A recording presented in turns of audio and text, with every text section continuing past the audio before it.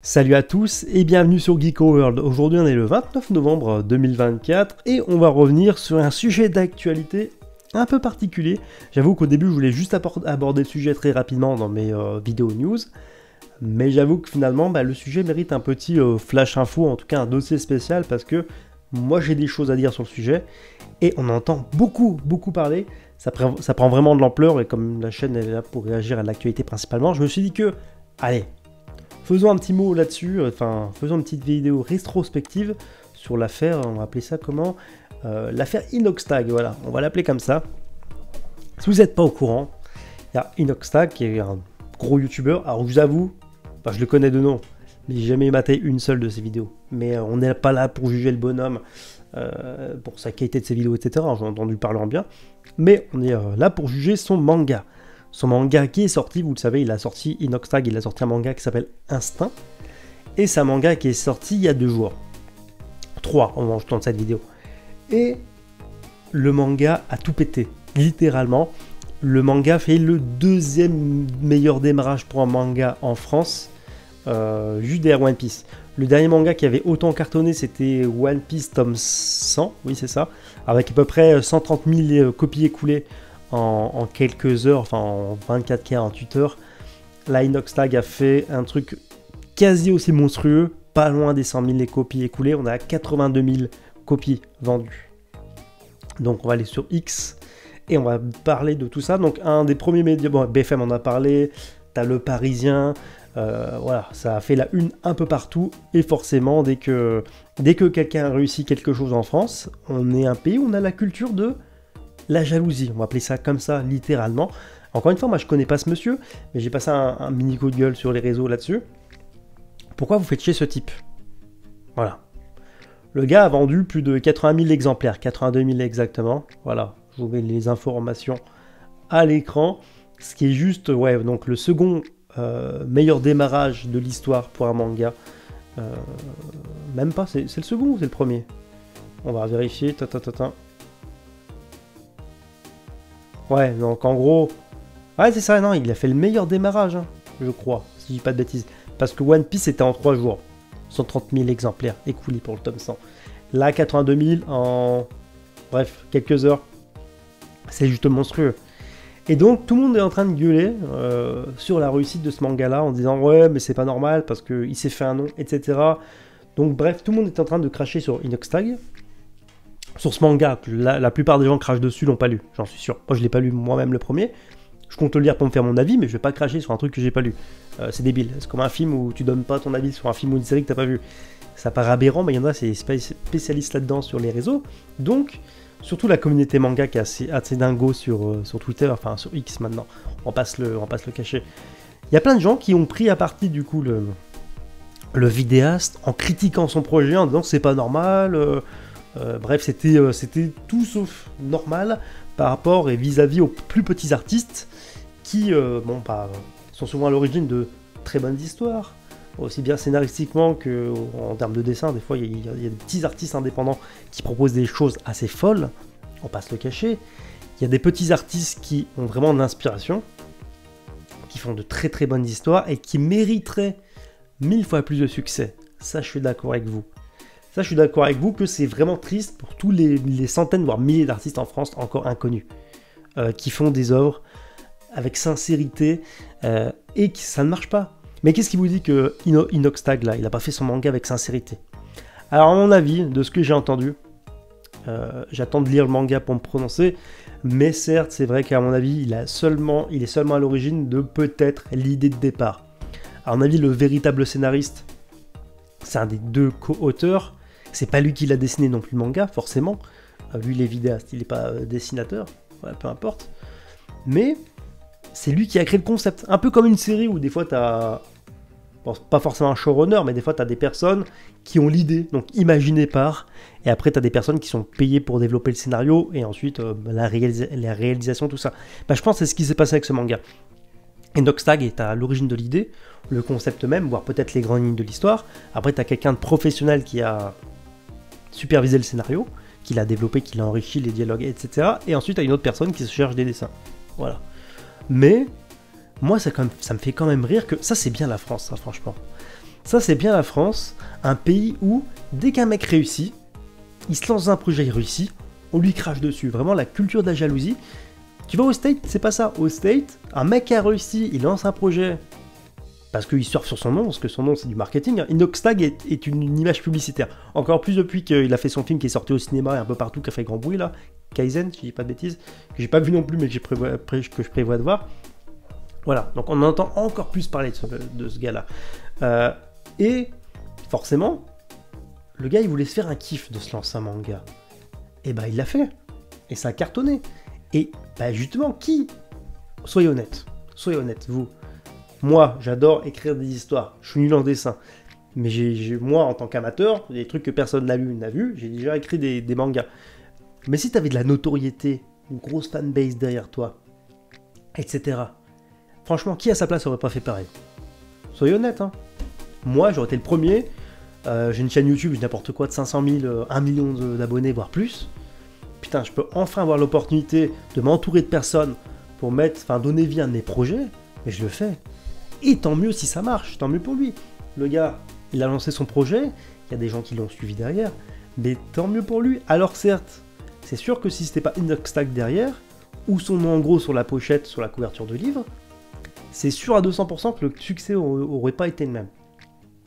Après, c'est un succès commercial incontestable, et c'est comme ça que marche l'industrie du livre.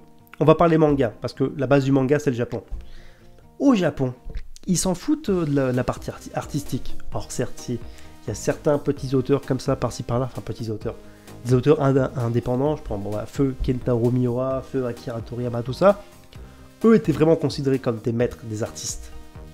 Mais mis à part une poignée d'auteurs, le manga au Japon, l'industrie du manga au Japon, c'est sûrement une des plus grosses industries du divertissement là-bas.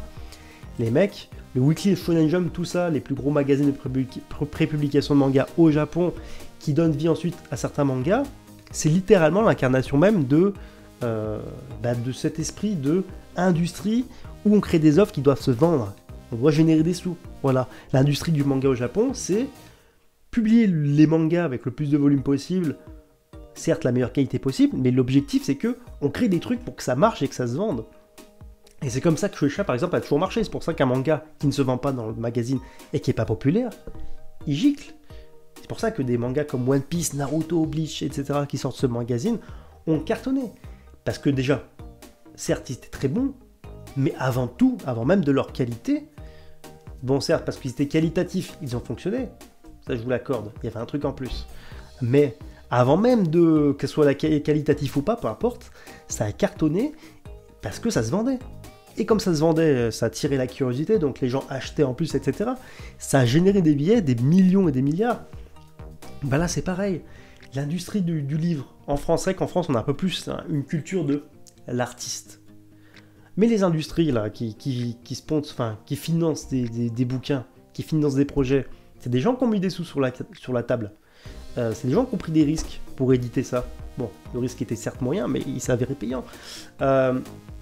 Voilà, il y a des gens qui ont mis des sous sur la table. Ce qu'on attend, c'est que ça se vende. Alors oui, c'est triste pour les petits artistes qui mériteraient du succès. Je suis d'accord avec vous, 1000 fois d'accord. Mais c'est comme ça que fonctionne l'industrie du livre, de la bande dessinée ou du manga. Et encore une fois, à la rigueur, en France, on a vraiment cette chance d'avoir l'artiste vraiment qui est mis en avant. Voilà, l'artiste c'est important. Au Japon, ils s'en foutent un peu plus. Au Japon, on demande juste que ça soit les mangas qui cartonnent le plus, qui ait un gros succès commercial pour que ça se vende à fond. Et même Hajime Isayama, l'auteur de Shingeki no Kyojin, Attaque des Titans, l'avait dit. En France, quand il vient au festival d'Angoulême, il est choqué le gars. Parce qu'en France, on a encore cette vision de putain, l'artiste il a un part important, l'artiste, tu vois, c'est un culte un peu de l'artiste. Mais là-bas, mais il le disait aussi, ils s'en foutent. Ce qu'on demande, c'est que ton manga il se vende et qu'il fonctionne, rien d'autre. Bah là, c'est pareil. Inoxtag, il a sorti son manga, son œuvre, son projet. Alors, à quel pourcentage c'est du marketing ou pas? Est-ce que c'est vraiment un projet sincère? Est-ce que c'est juste une opportunité pure et dure? Parce que le manga, c'est un truc qui est à la mode maintenant en 2024. Je sais pas. Mais le fait est que ça a fonctionné, son projet a marché, et tant mieux pour lui. Voilà. Franchement, ça sert à rien de gueuler. Il y en a qui s'inventent même des histoires sur internet. Oui, mon petit frère, mon tonton, il dessine des mangas, il cartonne pas, etc. Alors, je sais pas si c'est vrai ou pas. Mais malheureusement, c'est comme ça. Moi aussi, je connais des plus petits mangaka indépendants que j'ai déjà rencontrés dans des festivals. Bien discuté, bu un coup avec eux, il n'y a pas de problème. Putain, les gars, ils font des bonnes histoires, ils sont hyper intéressants. Ils mériteraient 1000 fois de rouler en Porsche et de vendre des milliers d'exemplaires. Mais malheureusement, c'est pas le cas et c'est très compliqué. Et donc, tant mieux à lui. Arrêtons d'être jaloux ou aigris d'un mec qui réussit. Certes, il a réussi parce qu'il est connu. Il a déjà réussi. Mais le succès attire le succès. C'est comme ça que ça marche. Quand tu prends un autre vidéaste plus spécialisé, dans le manga en France, tu prends Chef Otaku, qui a 1 million d'abonnés. Personne ne fait chier. Lui, c'est son truc, de créer des œuvres. Qu'elles soient bonnes ou pas, que j'aime bien ou pas, peu importe, on s'en fout. Et bah le gars, il a flairé le filon. Il fait des œuvres, des webtoons, des mangas, des light novels, qui fonctionnent. Ça se vend derrière. Bah voilà, c'est tout ce qu'on demande. Même lui en parle ouvertement dans une vidéo qu'il est devenu éditeur. Au fil du temps, ça dérange personne. Mais non, mais là, parce que c'est un youtubeur à succès, connu, grand public, que ça cartonne, forcément, bah, ça attire la curiosité, et ça a marché derrière, et bah les gens gueulent. Non, je suis pas d'accord. Dans le genre, il y a quelques années, t'avais Gims qui avait sorti un manga chez Glénat, je l'avais lu. C'était moyen plus, mais ça passait, tu vois. Je préfère Gims en musique que en manga. Mais peu importe. Et bah ça a floppé. Et personne n'a entendu. Bon, bref, il y avait des gens qui gueulaient déjà, qui crachaient sur le truc sans même l'avoir lu, je suis sûr. Mais ça a floppé. Et bah voilà, bah peu importe, c'est la règle du marché. Ça marche, ça marche pas. C'est comme ça. Donc voilà, je sais pas pourquoi. J'ai mon téléphone qui vibre. Je sais pas pourquoi en France on est si aigri de vouloir taper sur les gens qui réussissent. Le gars, il a pris le pari, c'est un peu un risque financier. Bon, certes, il a des sous, mais peu importe. Ça a marché, tant mieux pour lui. Et c'est dommage, encore une fois, pour les plus petits artistes, mais écoutez, c'est comme ça que fonctionne l'industrie. Après, moi, si j'avais les moyens de sponsoriser des plus petits artistes pour les mettre en avant parce que je suis une plus grosse chaîne, je le ferais sans hésiter. Mais c'est pas comme ça que ça marche, quoi. Par exemple, je suis sûr que je tape son nom, Inoxtag. Est-ce que ça va pas sortir des dingueries là-dessus? On va regarder vite fait. Parce que j'ai vu passer des trucs... Voilà, là, t'as vraiment des gens qui ragent sur le succès. Vraiment, ça me tue. Voilà, t'as des gens qui gueulent comme ça. Oh, il a pas scénarisé, il l'a pas écrit. Oui. Mais à la rigueur, il est à l'origine du speech, des grandes lignes de l'histoire, il va se passer ça, tel personnage va faire ça, etc. Les grandes lignes de A à Z. Mais c'est pas son métier, lui, de scénariser des trucs. Voilà, il s'est entouré d'une équipe, ça a cartonné. Pourquoi on fait chier les gens? J'en sais rien du tout. Bref, quand tu tapes Inoxtag, t'as que ça qui sort. Et moi, ça m'énerve vraiment franchement, du dégoût comme ça. On devrait être content qu'un gars, il réalise son projet. Le gars, son avatar sur Twitter, c'est Luffy. Donc, il aime un minimum les mangas, il en lit. Je veux dire, c'est pas une surprise. Donc là, le gars, il rêvait depuis qu'il était gamin, il avait une histoire en tête, lui donner vie, bah il s'est entouré de gens pour lui donner vie. Derrière, ça a cartonné, mais tant mieux pour lui, ça fait plaisir. Voilà, bref. Ça me saoule qu'en France, on ait cette culture de la jalousie et de être aigri, tout ça. Le gars a réussi, tant mieux. C'est pas le bon anglais. Il a réussi, tant mieux pour lui. Voilà. C'est mérité ou pas en termes de qualité, ça en jugera, c'est autre chose. Mais le succès commercial, on n'a pas à critiquer un succès commercial. Tant mieux. Et en plus, c'est les gens qui ont décidé. C'est sûr, c'est sûrement ses abonnés ou les gens par curiosité qui l'ont découvert il y a pas longtemps qui sont lancés dedans. Mais tant mieux pour lui. Écoutez, arrêtons de rager sur des trucs à la con comme ça, clairement. Ça marche, tant mieux. N'importe qui aurait fait la même chose à sa place. Voilà, c'est tout ce que j'avais à dire sur le sujet. Je voulais vous en parler dans une vidéo un peu plus spécifique parce que j'ai essayé d'en parler dans une vidéo news classique, mais ça prenait beaucoup trop de temps. Là, on est déjà à plus de 10 minutes de vidéo, donc voilà.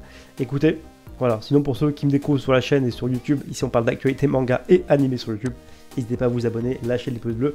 Et sur ce, je vous dis à bientôt pour une prochaine vidéo.